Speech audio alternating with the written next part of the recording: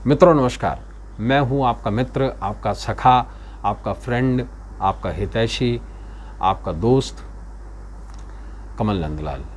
और मैं आप सभी दर्शकों का हार्दिक अभिनंदन करता हूं, आपका स्वागत करता हूं, आपका वेलकम करता हूं एस्ट्रो तक की खास प्रस्तुति कमल नंदलाल के महा उपाय, जो आपके जीवन को सरल, सुगम और सफल बनाए, सिर्फ एस्ट्रो तक पर। और आज जिस विषय को हम आपके समक्ष लेकर आए हैं वो है विवाह, शादी। जी हाँ, देखिए आजकल तो अमूमन जितनी भी शादियां हो रही हैं उसमें से लगभग 40-45 या 50% तक प्रेम विवाह हो रहा है। लड़के लड़कियां अपने लिए वर वधू ढूंढ ही लेते हैं। कुछ हद तक ये ठीक भी है क्योंकि मॉडर्न ज़माना है, लेकिन कुछ लोग ऐसे भी हैं, लगभग 60% लोग ऐसे हैं जो माता पिता की मर्जी से, अपने समाज में, अपने पारिवारिक मूल्यों को सामने रखकर रीति रिवाज से विवाह करते हैं। यहाँ तक भी ठीक है। विवाह बहुत ज़रूरी है क्योंकि विवाह ही आपको संतान की उत्पत्ति करवाता है, आपको जीवन में प्रेम देता है, रोमांच देता है, आपके काम अग्नि को शांत करता है और उससे भी बड़ी बात आपके वंश को वृद्धि करता है। लेकिन एक ऐसी कंडीशन सोचिए जब विवाह हो ही ना, लाख कोशिशें करने के बावजूद भी विवाह न हो पाए।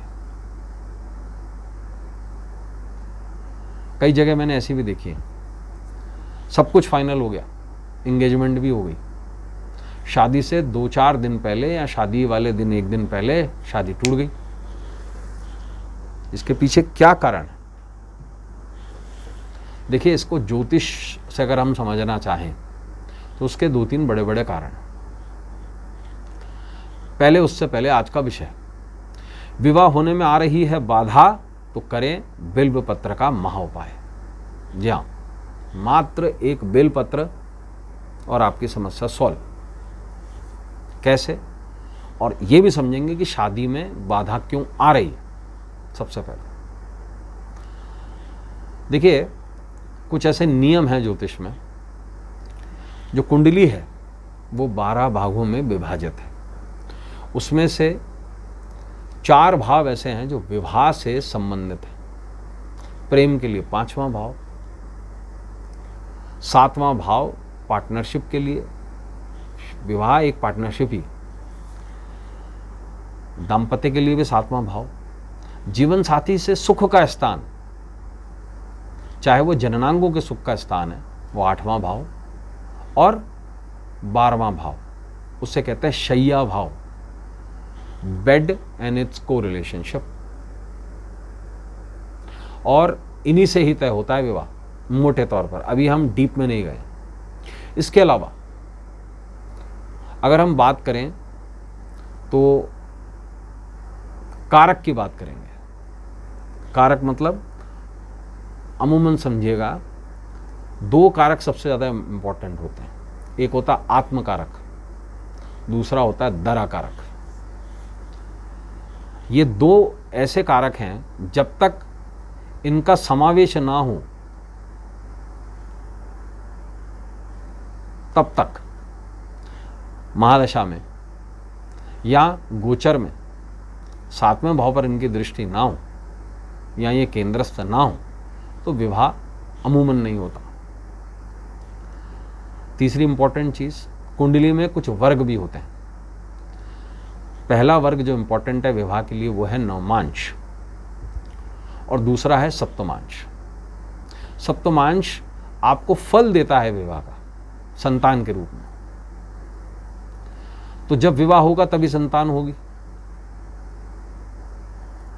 और नवमांश जीवन साथी का कुंडली है, या यूं आपको कहूं कि आपकी कुंडली का मिरर इमेज है, रियल मिरर इमेज।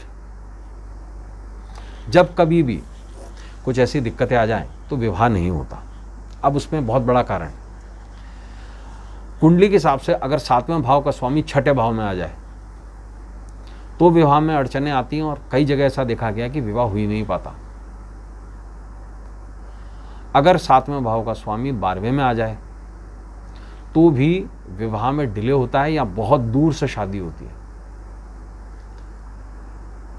अगर अष्टम भाव का स्वामी, 8वें भाव का स्वामी अगर तीसरे में आ जाए, यानी कि 8वें से 8वां, तो विवाह में दिक्कत आती है। अगर सप्तमेश, 7वें भाव का स्वामी अस्त हो जाए या क्रूर ग्रह से किसी की उसकी युति हो जाए तो विवाह में विलंब होता है। ऐसा नहीं कि शादी नहीं होती, विवाह में विलंब होता है। इसके अलावा भी बहुत कारण हैं, जैसे अष्टक वर्ग में जो 7वें भाव का स्वामी है उसका अष्टक वर्ग में 7वें भाव पर कितना प्रभाव है। इसके अलावा भी है शनि का 7वें भाव में बैठ जाना, तो वो डिले इन मैरिज कराता है। शनि नेगेटिविटी नहीं देता। हाँ, अगर शनि 7वें भाव में बैठ गया, हो सकता है 40वें साल में विवाह होगा, लेकिन विवाह टूटेगा नहीं, चाहे कितनी भी कोशिश कर लीजिए। हाँ, उसकी डिग्री सही होनी चाहिए, उसका ऑक्यूपाइड नक्षत्र ठीक होना चाहिए। इसके अलावा भी बहुत सारे कारण हैं। केतु का 7वें भाव में बैठ जाना, ये भी उलझने देता है शादी में। और एक मनुष्य का उद्देश्य क्या है?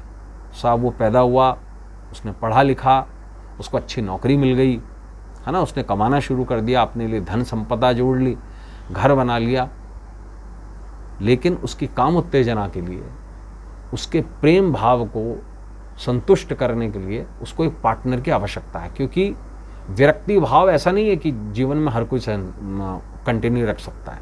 कितने लोग संन्यास लेते हैं, लेकिन आजकल ऐसा नहीं कि संन्यास की भावना के कारण, बिल्कुल नहीं।